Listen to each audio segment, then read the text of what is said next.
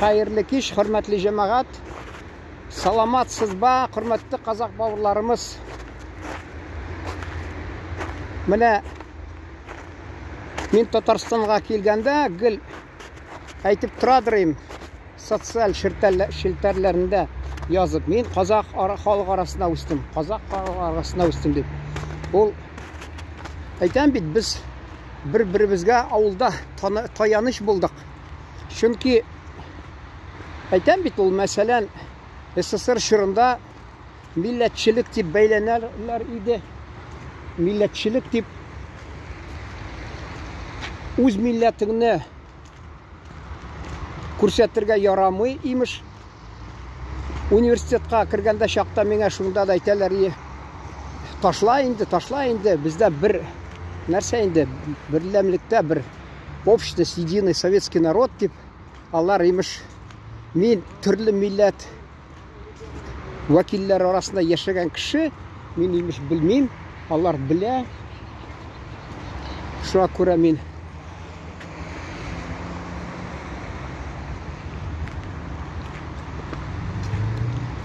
мине яратмыйлар. Чөнки ул без ике тугандаш халык авылыбызда яшәде, күршедә. Шул сәбәпле телебезне авылда саклап калдык. Аны Татарстанда әйткән инде. Радио тыңлап алар, телевизор бераз, газетләр укып, журналлар татар телендә үзара татарча сөйләшеп, алар мәсәлән, алар инде мактана торганы юк. Шуны әле мактаналар, мин килгәндә икенче тапкырмы килдем монда Татарстанга, ишеткәнем. Мин татарча белмим дип мактаналар хатта. Менә мин шундый кеше, мин белмим татарча. Ул инде кеше үзен ичендә мәсәлән уйлап куйгандыр инде, ул үзен милләтен икенче сортка кертеп шулай ялып йөргәнме. Менә мин сезгә гел күрсәтәм. Open City, открытый город дигән. Казак халкы турында сөйлисем килгән, шуннан башлап уйларга уйладым, башлап җибәрергә. Чөнки мин анда кайсы вакытта менә китеп барам, акчам аз. Шунда да кая мин әйтәм, я бер танышны кофе эчертим, я үзең кыйбат булса да кофелар кыйбат. Анда керәсең, алар сине кыйбат кофены сорагач уйлыйлар, бу акчасы бар икән дип тәкъдим итәләр төрле ризыкларны. Мин юк дип чыгып китәм. Шул акчаны кешесен, кемнең акчасы аз, шул юмарт та була. Кайсы вакытта акчасын да ахыргы акчасын тота. Кемнең акчасы күп, алар кысып тоталар акчаны. Инде кайсы вакытта. Менә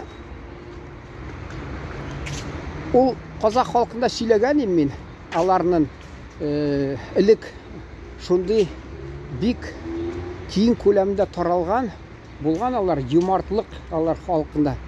Алар кунакка инде бер нәрсәсен кызганмыйча бүтән ризыгын куйганнар, хатта бер генә сарыгы булса, кунак килсә сарыгын кунакка суеп җибәрә.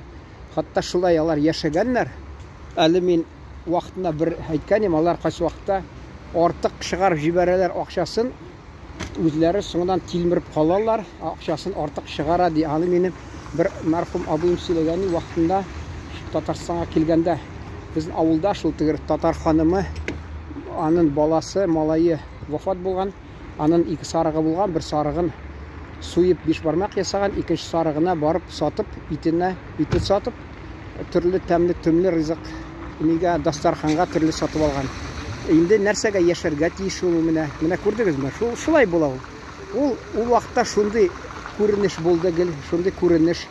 Мәсәлән, ул менә безнең КамАЗны төзергә килгән Россия түгел, СССР төрле төбәкеннән килгән халык вәкилләре, төрле халыклар вәкилләре, аларда хатта сөйлиләр, гади генә татар гаиләсе без килеп торадыр, анда безне бик яратып, туганнары кебек тоталар иде. Без шуңа татулыкта яшәдек ди. Менә шундый булган ул гади халыкта. Менә кеше байый башлый, инде ул шутлый башлый. Хатта безнең менә туганнарыбыз арасында да ул элек авылда яшәделәр, хәерче булыпмы, гел ашык ялар шәһәргә күчкәчтә бераз кунакчыллык аларда буладыр. Хатта ашык йөз белән каршы алалар. Соңдан алар бай башлагач, инде логика дигән нәрсә бар монда. Бер ягыннан синең мәсәлән күп булса, байлыгың син инде өләшергә тиеш. Юк, ул мәсәлән хәерче булып кеше өләшә, бай ул шутлый башлый тоткан акчаларын. Менә шулай.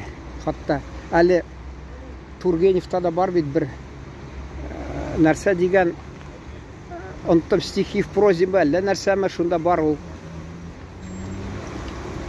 Кемдер бай ди, менә ишеттем, укыдым ди, мәсәлән бер миллионер ди, күпме акча ди ярдәм иткән ди хәерчеләргә ди, менә без беләдек бер кешенең гаилә анда ди күп балалары бар ди, алар ди ачлы-туклы яши, күршесендә берәүләр вафат булгач, ул ди аларны җәтим баласын өйгә алып кайтып ди, үзенә ул итеп ди, шул әйттеләр ди, без элек ашарымызга юньләп булмаган ди, ичмасам туз буладыр, хәзер тузсыз да ашыйбыз инде, ярый дип, ул баланы ди гаиләгә алдылар ди, тәрбияләргә ди.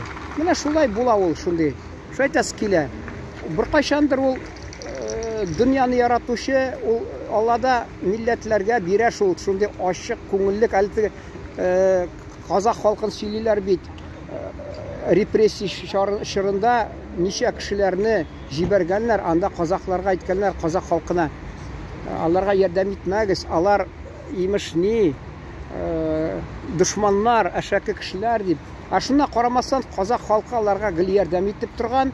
Шунасын кемдер белмичә, анда теге баллары ди килеп ди, шундый түгәрәк ди, ак нәрсәне атып ди, мыскыл иткән кебек шу кабул иткәннәр. Ул мыскыл түгел ди, ул ди корт ди. Алар ди шул кортны ачлы кеше, ач кешене жәлләп ди, кызганып шуларны ди, шуларга ата-анасы кушкан ди, бу сабыйлар барып ди шул каторга килгән шул кешеләргә ди, урысмы, бүтән милләт кешеләреме, шуларга кортларны атып ташлаганнар, ашасыннар дип. Алар белми торганнар, бу таш аталар икән безгә дип, менә безне мыскыллыйлар икән дип, шул башта берсе уйлаган шулай. Менә шундый ул. Хәзер әйтәсем килә, тормыш төрле була. Инде кайсы вакытта барасың, бүтән авылларга, казак кардәшләребезгә, бавырларыбызга гади яшәсә, булар инде ачык күңелле каршы алалар икән дип шатланып, өмитең белән керәсең.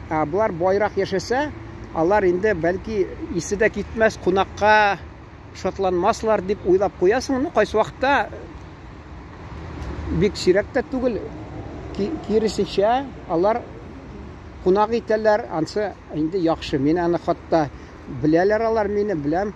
Без инде безнең үлчәүгә китерсәң, мәсәлән, бай дип санарга була кайсы вакытта. Шуңа карамастан алар әле үзенең халкының кунакчыллыгын югалтмаганнар. Җәмәгать шуның белән тамамлыйсым килә, чөнки халык кызыксынса, мин шул теманы дәвам итермен. Булай мин менә шулай тик фикер килде, мин әйтәм, уртаклашыйм әле, чөнки менә ул безнең казак халкы гасырлар дәврендә шул үзен кунакчыллыгы белән дан тотып торган, ул данлы булган. Шуңа күрә татарлар ул якка барып, гаилә шул якларда барып урнашып торганнар, алар да күршедә торганнар, кунак булып, хатта безнең Габдулла Тукай да аларны мактаган, Муса Җәлил дә аларны гел мактаган. Казак халкын алар кунакчыл дип, шул кешегә ачык йөз белән кешене каршы алалар дип. Менә монда акыршып бакышып атымда торалар. Шуңа күрә мин әйтәм, видеомны бузылмасын дип инде тамамлыйсым килә. Исән сау торыгыз, игътибарыгыз өчен рәхмәт. Аман булыңыз.